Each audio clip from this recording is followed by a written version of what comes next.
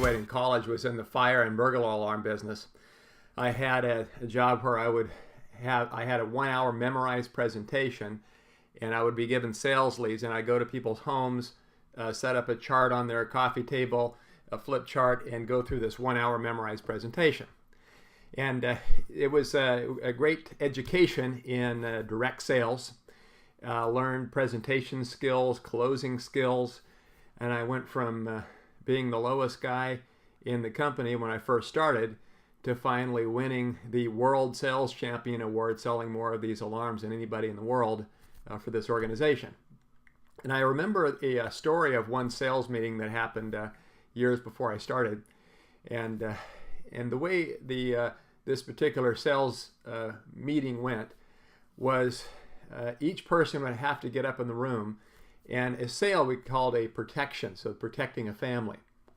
And so with this sales meeting prior to my arrival with the organization, each individual would need to get in front of the room and say, I have that 2 protection feeling. So in other words, they're going to make 2 sales that night.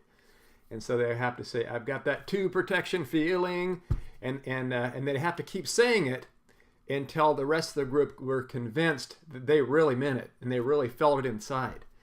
And so somebody say, I've got that 2 protection feeling, and everybody say, no, you're not, we don't believe you. And they say, okay, I got that 2 protection feeling. And then they'd have to keep doing that until they convinced the group they really, really meant it.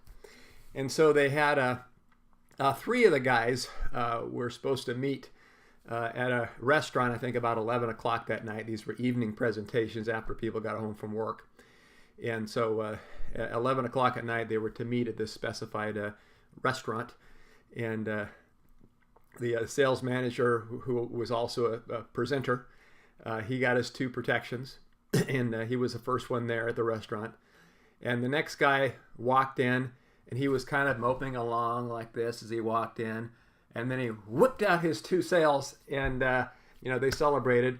And the next guy came in, and there was no doubting the body language. He was just walking in there like he was on a cloud. And he got his 2 protections that night. So all 3 people who had met, who had planned to meet, got their 2 protections. And it goes to show in sales, it's our determination, our goals, and our drive to not take no for an answer.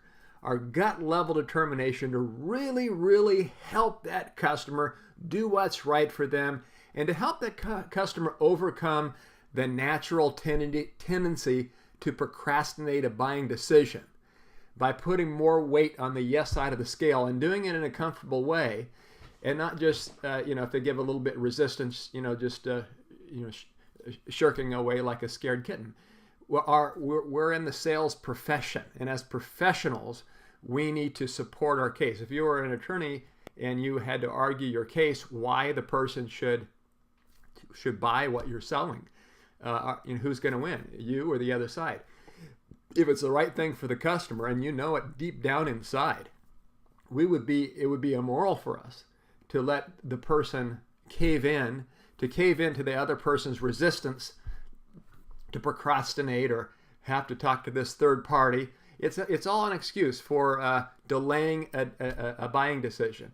And as a sales professional, if we really, really care about that other person and sincerely in our heart believe it's the right thing for them, it would be a shame for us not to give our level best, use the maximum friendly, kind persuasion and caring to make sure the other person gets what they really, really need. Because what we offer, what we offer is good for people. It helps people. It really, really does good things for people. And our effort, our determination, are not taking no for an answer when we know for sure we have the conviction it's the right thing, makes the difference between an average salesperson and a sales champion.